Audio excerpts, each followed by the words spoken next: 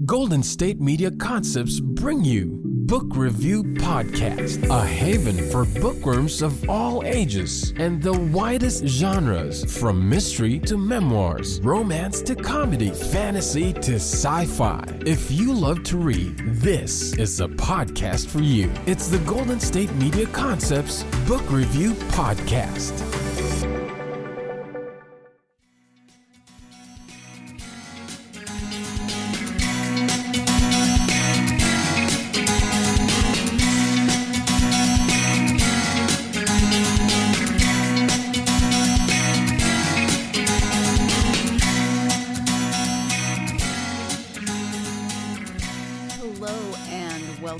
GSMC Book Review Podcast, brought to you by the GSMC Podcast Network.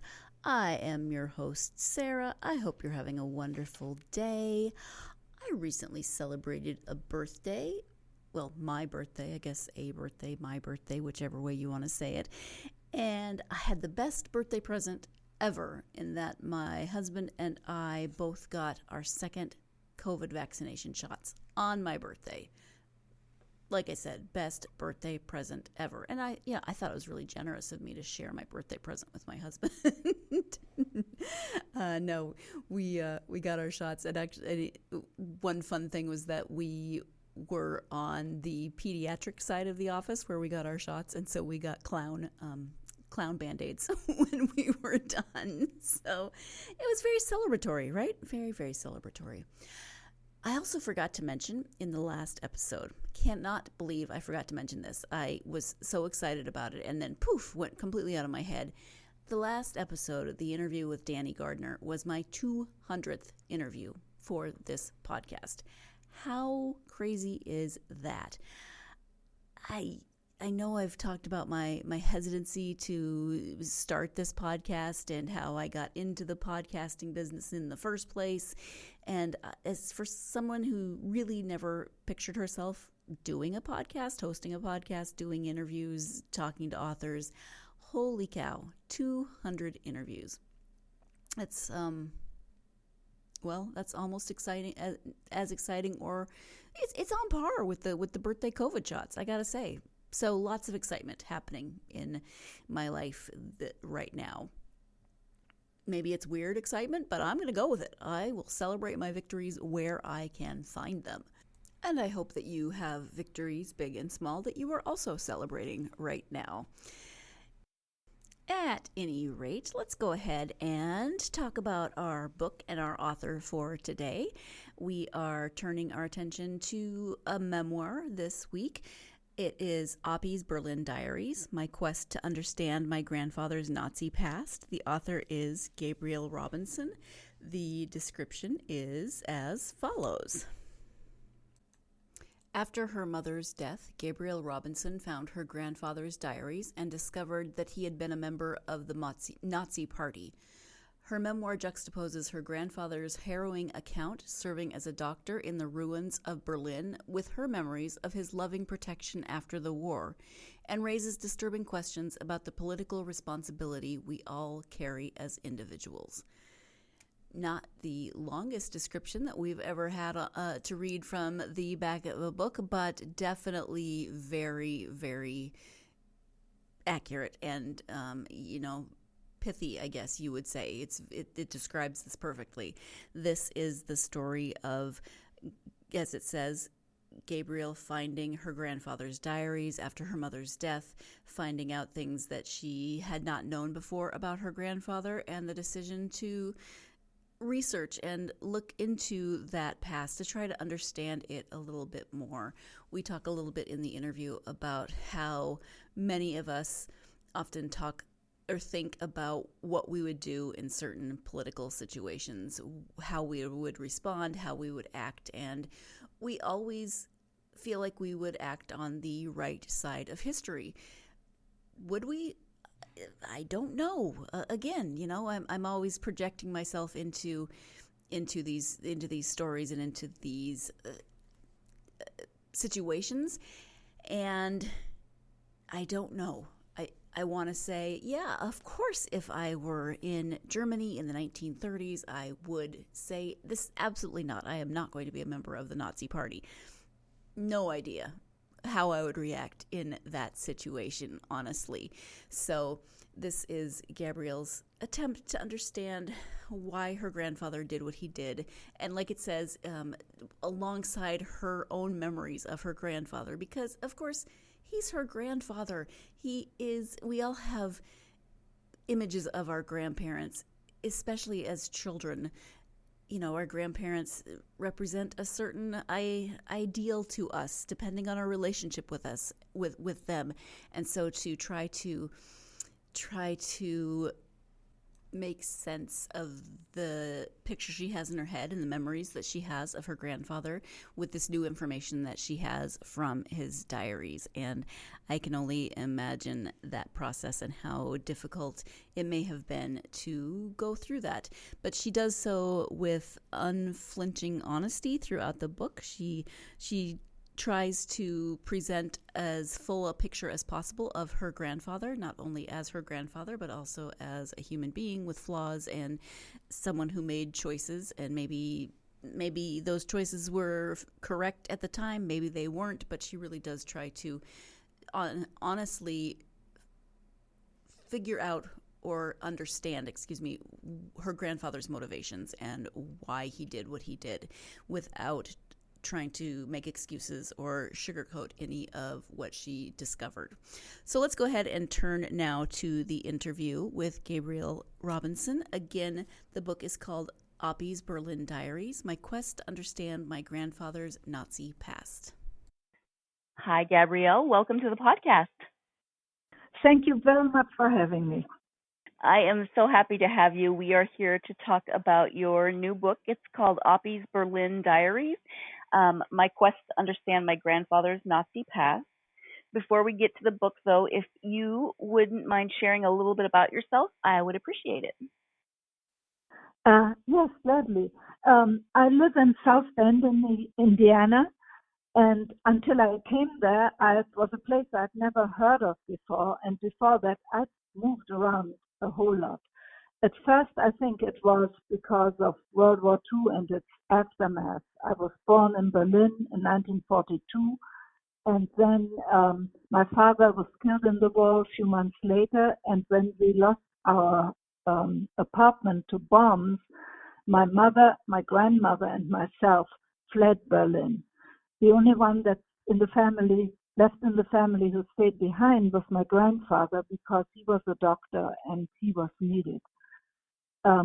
We came to a little North German village and were put into a cottage of a farmer who understandably was not at all happy about having these city folks crowd him out of the little space he had. And when I think back on it, it seems like a different world. The cottage had no running water. There was an outhouse and there was a well outside. It seems so medieval when I think about it now, where we, have several bathrooms and so on. And from there, I went to Vienna because my mother went there. She couldn't find a job in this village except for picking potato beeters out of potato plants. And so she went to Vienna and eventually sent for me. And then I went to an Ursuline boarding school there and fell ill with scarlet fever and, kept being moved around a lot. The probably happiest and most stable time of that, in that time, was my time with my grandfather, Appie, as I called him, until his death in 1955. And then after he died, I was moved around again a lot until the early 60s, when my mother, who had remarried, and so my stepfather, my mother, and myself came to the United States.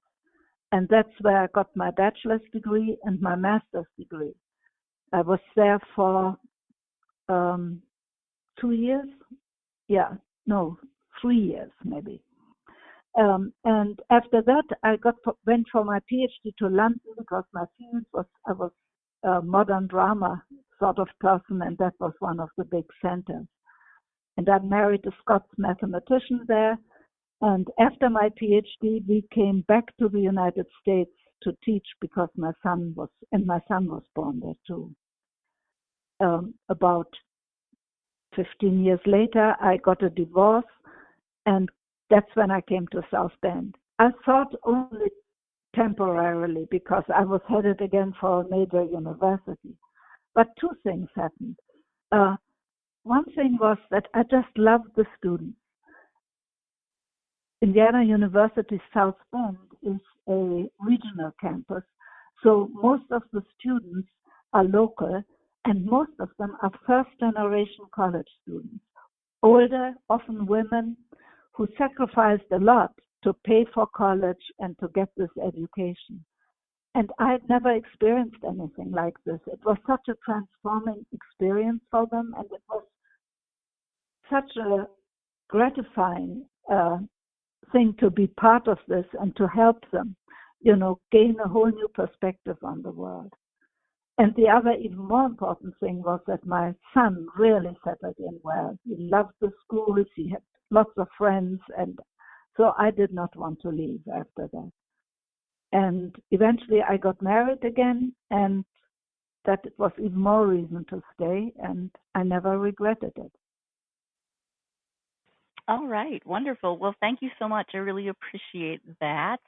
So as I mentioned earlier, the book is called Oppie's Berlin Diaries, My Quest to Understand My Grandfather's Nazi Past.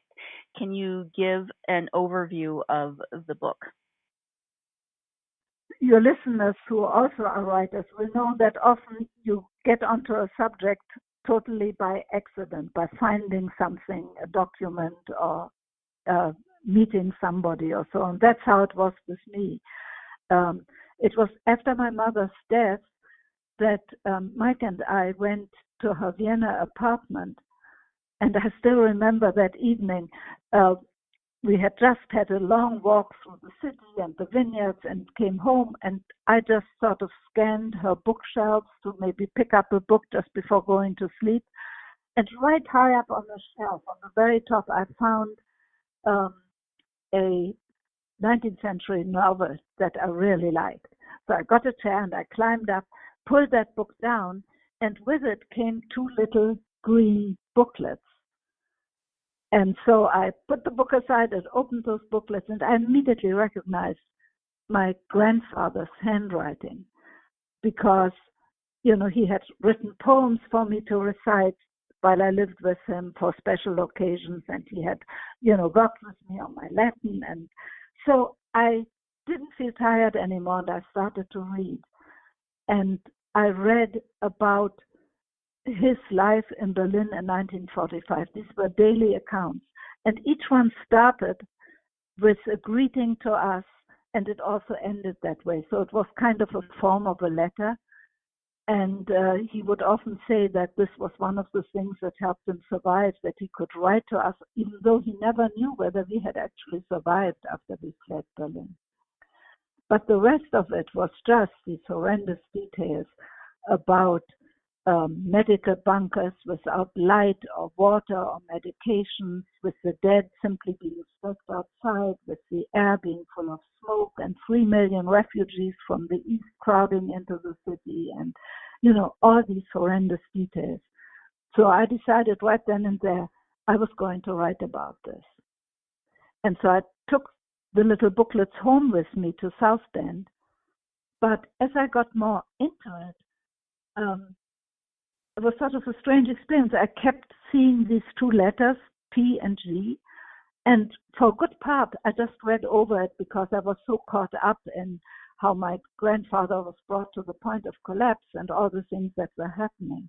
But eventually, and I think I'll never forget that moment, it just struck me. I mean, it just hit me. PG meant Parteigenosse, member of the party. And I realized that my grandfather had been a member of the Nazi party. I just sat there and my heart was pounding and my stomach was upset. I just couldn't go on. And I did exactly what my mother had done. I hid the diaries again. And I didn't even tell Mike about what I'd found. And this lasted for 2 years, and eventually my secret burst out to Mike, and he urged me to do it, but I still didn't. And strangely, what pushed me finally to go ahead and write about this anyway was a book from the United States. It was Edward Ball's Slaves in the Family. I was writing another book about African American housing segregation and read that as a background. And Ball says that when he told his family that he was going to write a history of the slaves his family had kept, they were outraged. And they were angry and vicious. One of them said something like, "You're going to dig up our grandfather and hang him." And it gave him pause, as it had me. But eventually, Ball said he decided that he may not have been responsible for what happened in the past of his family with the slaves, but he was accountable. And that just seemed to so parallel my situation. It seemed to sort of speak to me directly. I was accountable. I had to confront this past that I had really not dealt with all my life. So that helped me to get going, although on the way I often still wondered, am I really exposing my grandfather to this shame? What would he have thought? I know my mother probably would not have liked it because she never wanted to talk about the war at all. She never, when the few questions I asked, I realized, that was not a topic she wanted to deal with. So in the end, I hoped that since this is still a tribute to him and written with so much love, and since he wanted those diaries out, he really protected them. And when it's in very dangerous situations, he gave them into some kind of safekeeping and so on, that he might actually approve of this. It's time to take our first break of the podcast, but as we go through that break, just take a moment to think about how you would react, or maybe you've had this experience and how you did react to finding out something about your parent or grandparent in such a way, something that had been hidden, something that you didn't know before, and just what would your reaction be? What set of emotions would you go through, etc.? It's kind of crazy to ponder, right?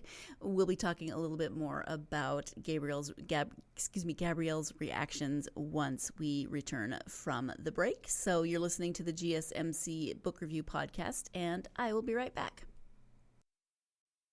Golden State Media Concepts bring you the Bible Study Podcast. Reflect and journey the Bible as together we study God's Word and be inspired. Bible study made fun and informative for all ages. It's the Golden State Media Concepts Bible Study Podcast.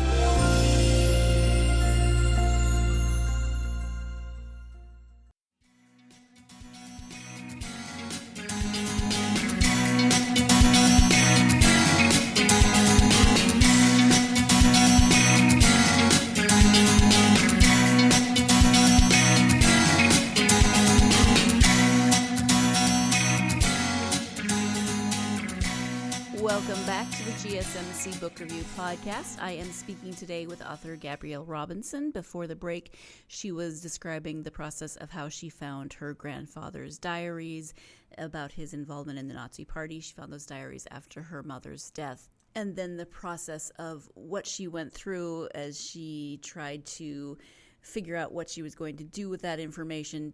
Did she want anyone to know? She didn't even tell her husband, etc. So let's go ahead and return now to the interview.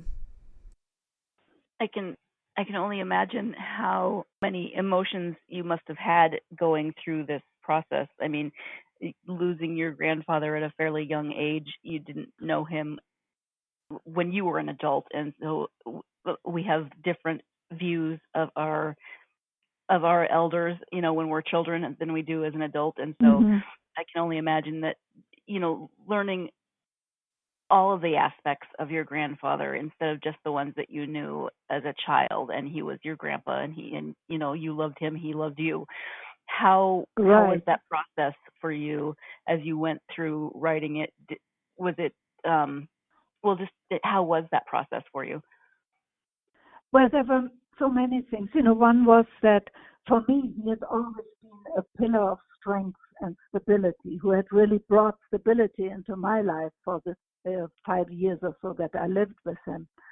And here I saw him distraught, unable to make any decision, or when he made a decision, immediately to reverse himself, not trusting himself in doing the right thing in the situation and being so desperate.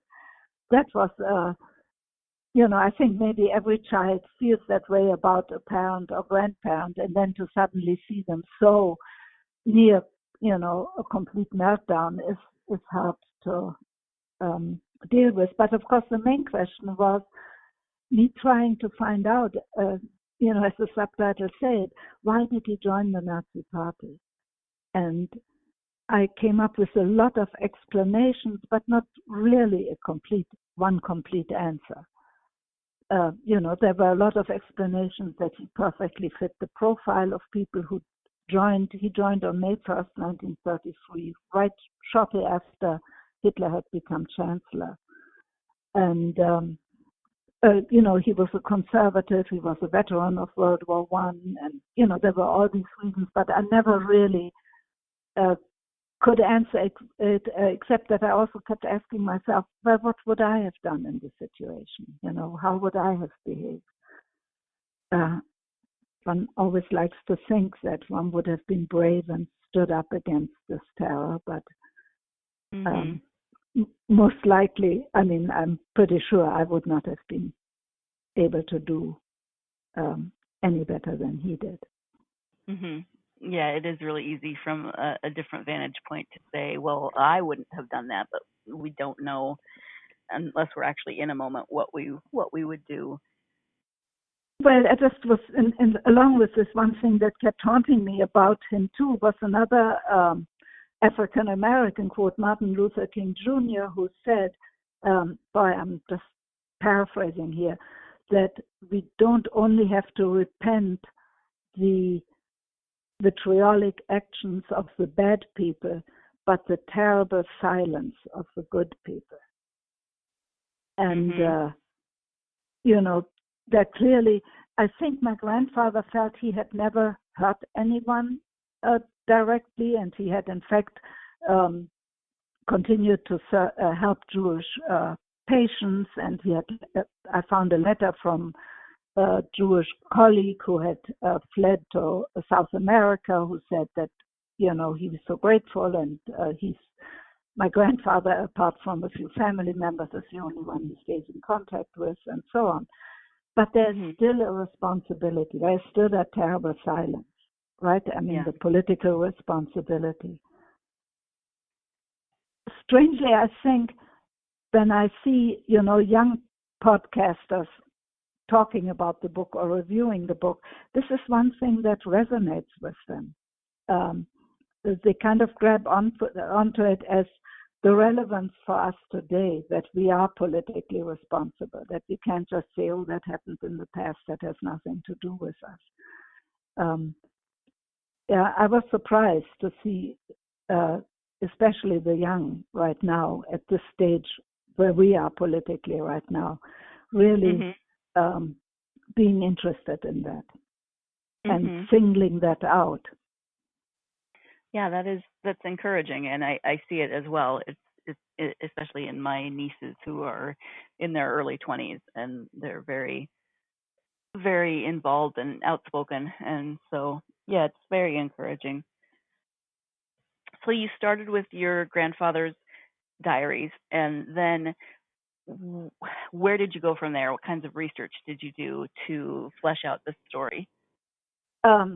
Being a college professor, of course, I did a lot of research, and to get more detail, to find more background, to educate myself on things I didn't know.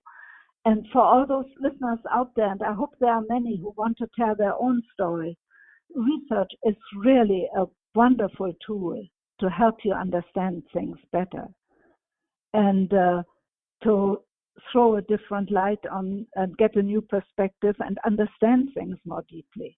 I don't know whether we have time. I would just like to give one example of something I found in the research. Absolutely. It's one of the sort of standard books about Berlin 1945 is Anthony Beevor's book called The Fall of Berlin.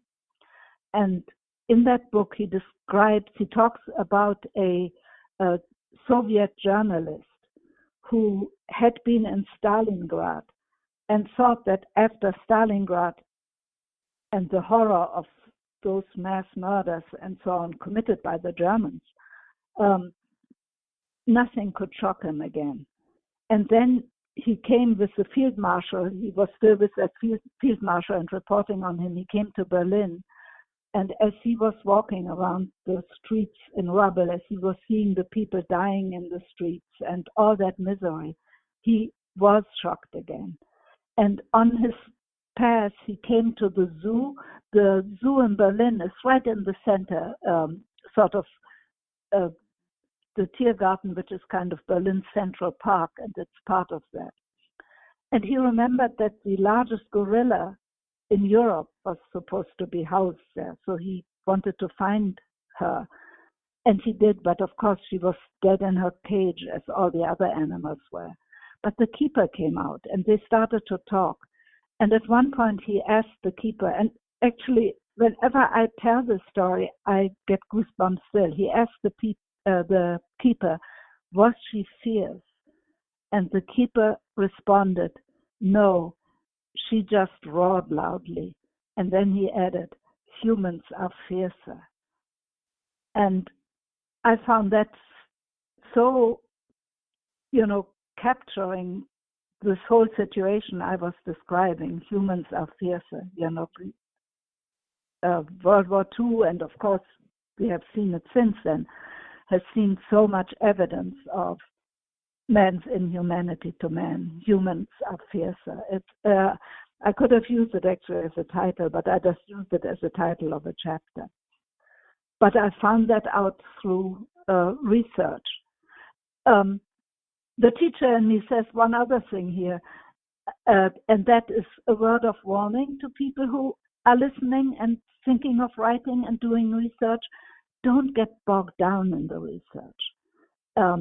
Because I've seen that so often that people do heaps and heaps of research and end up with, folders of notes and just never make the jump to the writing.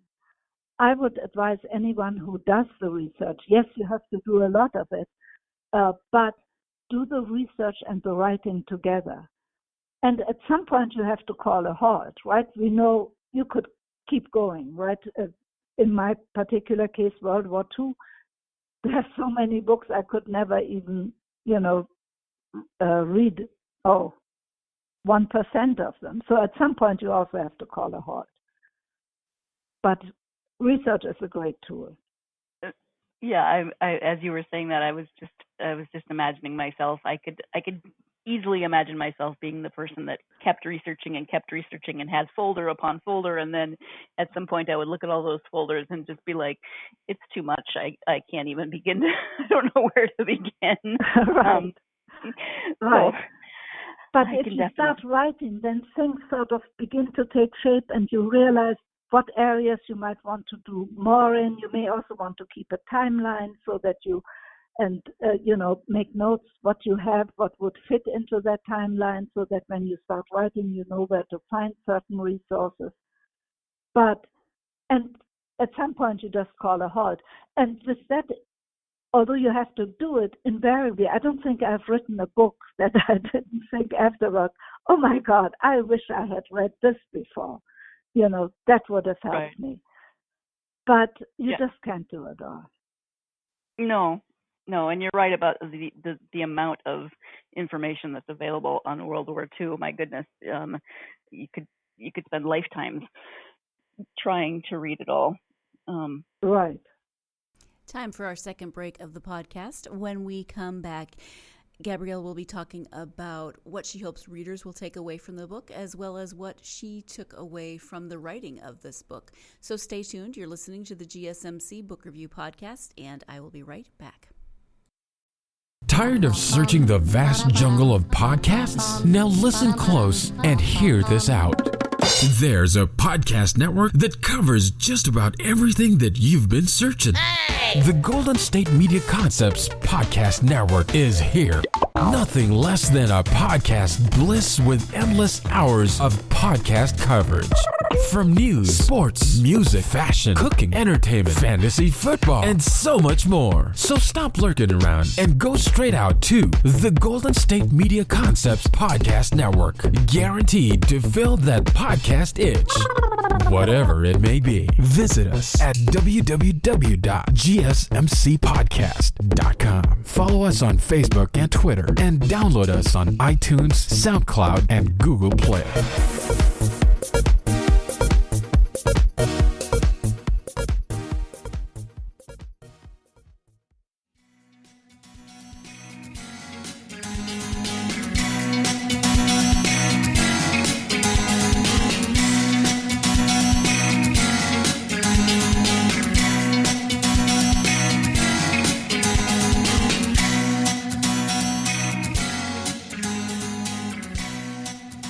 Welcome back to the GSMC Book Review Podcast and my interview with author Gabrielle Robinson about her book, Oppie's Berlin Diaries. She is talking about the experience of finding her grandfather's diaries, detailing his involvement in the Nazi Party, how that turned into research that became this book. Let's go ahead and return now to the interview with Gabrielle. What do you hope that readers might take away from the book? A number of things. One is that I would like them to have a certain amount of compassion for my grandfather and the, as one writer said, volcanic eruptions of the 20th century that so impacted his life. He served in World War I and in World War II as a man in his 50s by then, almost 60. And it had a devastating effect. It killed his only son. He lost his practice and his livelihood and his home. And he tried to do, the best he can. And maybe people might also then want to reflect, what is the impact on history on my life? Because we are all impacted by the times we live in, by the history we've gone through and that has come before us. I love the Faulkner quote who says, how is it again? That the past is not dead, it's not even past. The past is still with us. And so I would like them to reflect on how the past has impacted their life. But beyond that, my big sort of hope takeaway is, which I sometimes I'm afraid of is maybe simple-minded, is that even though my grandfather comes from a different culture, spoke a different language, lived a wholly different life, and was a member of the Nazi Party, that it reminds us nevertheless of our common humanity, that no matter how different we are in background and experiences, we share more than divides us. And I think that, strangely enough, this whole COVID nightmare has also brought that to light again. So many people say and quote that we are in this together. And as a result, we really need to treat each other with compassion and with tolerance. Yes, thank you for that. What have you taken away from the writing of this book? For me personally, it has been a real,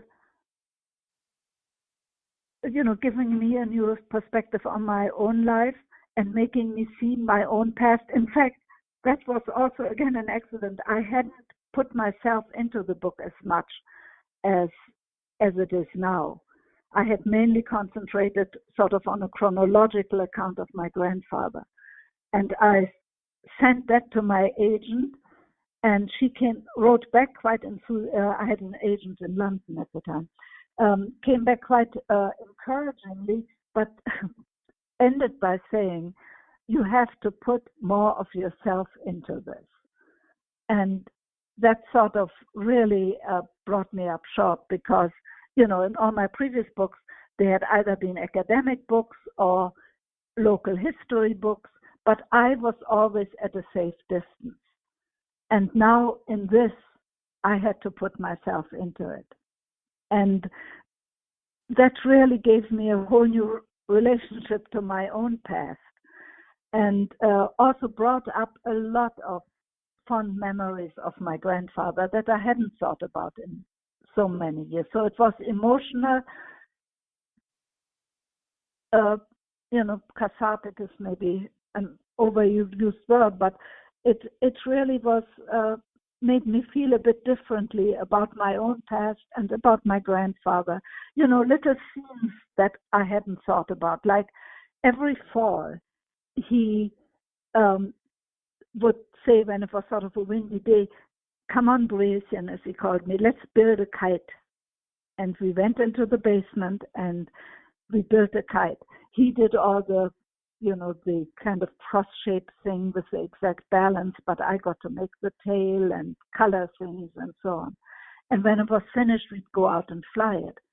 And on this one occasion, which was a really blustery day, we went out to fly it, and I couldn't hold on to the pull of it. So my grandfather took it and ran with it, and I ran with him. And then a patient of his, this was in the meadows right across from where we lived, and a patient of his sort of shouted to him, hello, Dr. Fraser. And he looked away for a moment, and then he disappeared. And I looked, and I couldn't see him, and she couldn't either. And so I rushed to the spot where he was, and he was sitting. He had fallen into a drainage ditch. This northern German climate is very moist and wet, and there are lots of drainage ditches in the meadows to make anything grow at all. And he sat there laughing. He was wet, and he just was laughing. I jumped in with him, and I laughed too, and we watched how the kite soared high above us. It's so typical for him, the way he was. He always brought joy and playfulness into my life. He wasn't just playful, he was also really determined on my education. Everything, we did in some ways was educational, but in a fun way. On walks, he would point out the history of buildings. In Europe, there was an old nunnery there, one of the first nunneries of the Heath, and he would talk to me about what it was like at the time. He sometimes would say, let's go out at night, and we would study the night sky.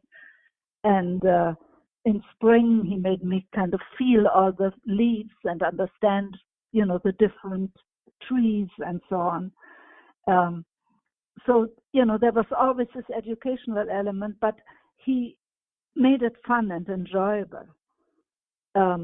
Although, again, something that came to me, how I must have disappointed him. Occasionally he would walk into my room and say, Brieschen, shall we do your Latin first or shall we play first?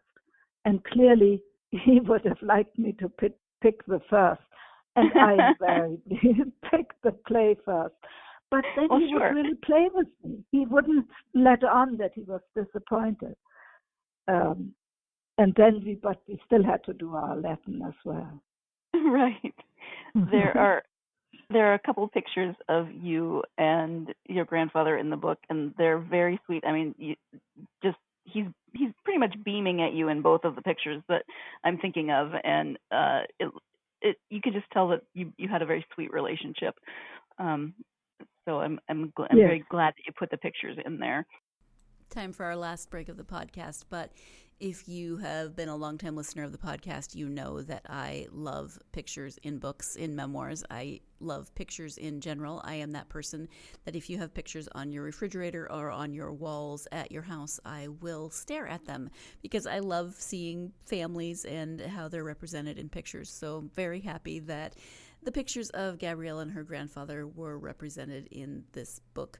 They're very sweet, as I said. So let's go ahead and take that last break. And when we come back, Gabrielle will be talking about what she's working on now. So stay tuned. You're listening to the GSMC Book Review Podcast, and I will be right back.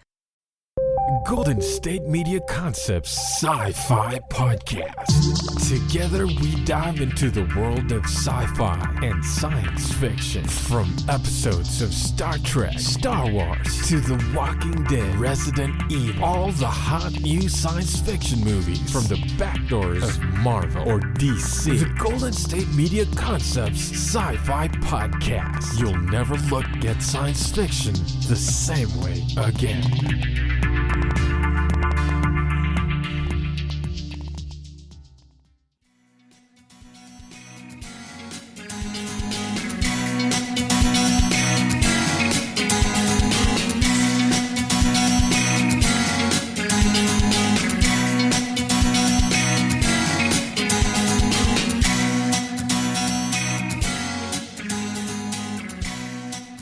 Welcome back to the GSMC Book Review Podcast and the conclusion of my interview with author Gabrielle Robinson. Are you working on a new book now, or taking a break from writing? What are you up to now in terms of writing? I'm doing a lot of writing, but mainly sort of related to both this book and the book that went before, which was called Better Homes of South Bend, An American Story of Courage. It's about people who came from the South in that big second migration during World War II to find jobs in the North.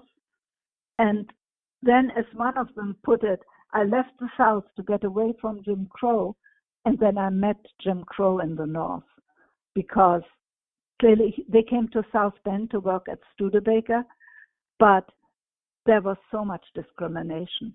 And what hurt them particularly was in housing. They were forced to live, even the federal housing that was provided was strictly segregated, and theirs was right near the slums and the center of the industrial part. And they felt that they hadn't come up here and uprooted themselves and give their children this kind of environment where there were bars and slums and the noise of the machinery and the big industry that we had, Studebaker and Oliver Plow mainly. And so they were trying to find a nice place to live.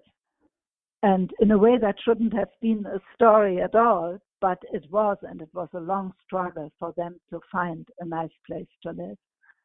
And, I'm talking about the discrimination that really was federally. The FHA said that the only stable housing is segregated housing, and that you needed protective covenants to keep it this way. And the National Association of Realtors said the same thing, harmonious neighborhoods, you should never introduce another race into harmonious neighborhoods, and so on. So it wasn't just a local fight, it was really a national atmosphere at the time. And I described what it took for them to be successful, which they were. And what surprised me most about this, in a way, was not only that they succeeded, which was amazing in itself. They kind of formed the first building co-op in Indiana, and many of them didn't have high school educations. But the thing that's so amazing, which people now, talk about, was the effect on the next generation. Over 50% of these kids whose parents hadn't finished high school for a good part went to college.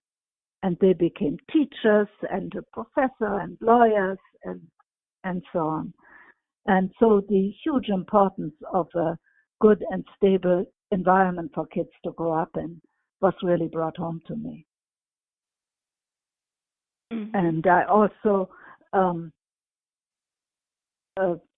I wanted to end, I wanted to write just that story and end with it, but of course then I looked around, even South Bend, but generally, and this is just an individual victory in an overall battle that's still going on. Right now, because of the situation right now, the political situation right now, and all the trials and the shootings and so on, I'm being asked to do a lot of talking and writing about that topic. Sure, yeah. Not an easy topic, and not easy. There's a lot going on right now. Very difficult topic to talk about. Yeah. So you are in academia, which involves a lot of writing anyway. But did you always think that you wanted to write books, or did that come to you kind of through the process of your teaching career? How did you decide to start writing books? Yeah, I've always written. We have.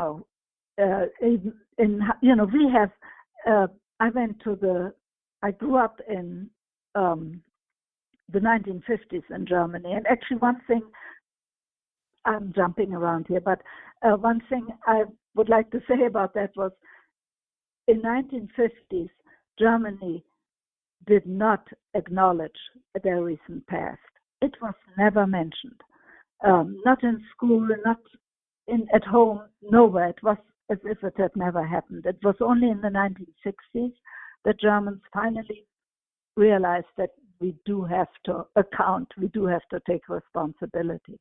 And they, from then on, did in a big way.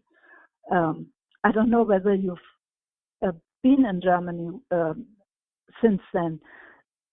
One little thing they did, they did reparations, they rebuilt all the synagogues, they really were trying to make this a friendly place for Jewish people to come back to, and I think increasingly they have.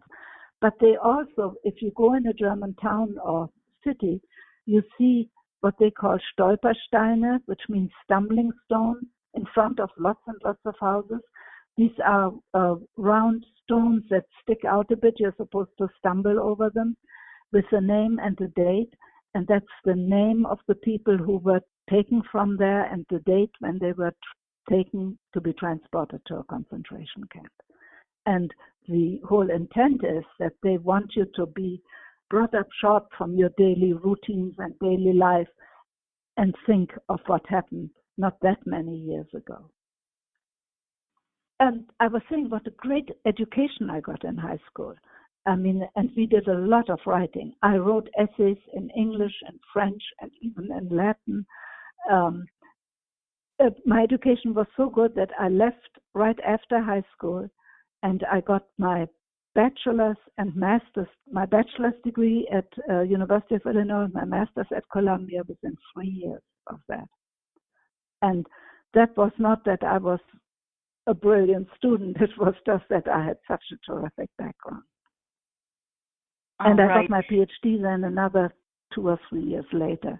But that, was just hard work and writing. But I was writing for all of these things. And from then on, I kept on writing. I wrote articles. I've written, 40 some articles and 8 books. And, I was always writing. I love the writing, but I don't know whether you know that Stephen King quote that always comes to my mind.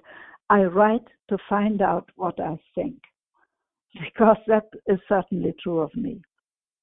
I'm not one of these people who can kind of plan it all out and know exactly what I will say when and how it all hangs together. I do write to find out what I think, and it brings clarity to me, the process of writing. Lovely. You mentioned earlier about doing research and writing at the same time. Do you have other advice for aspiring authors, or even anyone who's thinking of maybe writing some of their family history? Oh, yes. I mean, that could take us another hour, yes. But briefly, do get started. If you want to write your family history or something about yourself, do get started. It's not just a thing you do for yourself. It's an important endeavor. You are preserving a part of the past. Whether you write just for your family and your kids, or whether you write for a wider audience, it is a really important thing to do. So I would urge you to get started. And I love to help people who do this. And I'm helping people all across the country, often just via email or via a phone call. So your listeners could feel free to get in touch with me. Or if you don't want to do that, talk with somebody else. While you talk about what you might want to do and so on, sometimes things become clear to you or to your listener. They say, oh, hey, why don't you start with that or something? It's a very useful thing to communicate and to talk and to think about it out loud. But getting started is the main thing. Get started, do research, do the writing. And it will bring so many benefits. And you mentioned, that you help people and to get in contact. So segueing from that, can you tell my listeners your website and any social media where you may be available? Right. Everything is under Gabrielle Robinson. My website is GabrielleRobinson.com. My Facebook is Gabrielle Robinson. LinkedIn is Gabrielle Robinson. Twitter I'm at G Robinson Author, slightly different. And Instagram, I'm Gabrielle Robinson 97. When you take time to read for yourself, and you might not have a lot of time outside of doing research, but when you take time to read for yourself, do you have favorite authors or genres that you like to read? I was thinking about that, and there's two books that one I just finished and one I'm in the process of reading, that are very different but have the same message. One is, and that one I'm just starting really, the Heather McGhee book, the recent one. It's called The Sum of Us, What Racism Costs Everyone and How We Can Prosper Together. And she's using the kind of metaphor of the drained swimming pool, where the white population, rather than opening the swimming pool up to minorities, African Americans, rather drained it so that nobody could enjoy it. Racism hurting all of us, and yet how we can prosper together. The other author is Peter Wohlleben. He's a German, and he's famous for his first book, well, for all of them, but especially the first book, which was called The Secret Life of Trees. I don't know whether you've heard about that. When I read that, I was just amazed. He talks about how trees communicate with each other through their roots and how they help each other. When a tree sees that its neighboring tree is sick or struggling, he sends him nutrition. Or when there's an insect infestation in his tree, he warns all the other trees. They are a community. They are, prospering together in a way. So both these books really talk about how we are part of a great social construct that encompasses us all, from the plants to the trees to the animals to us, and from people from all across the world. So those are the two books. And then I read every Louise Penny mystery as soon as it comes out. Dang it! People keep mentioning her, and she's on my to be read list. I have got to start reading her. Oh, she's really a great writer. She's beyond just a mystery writer.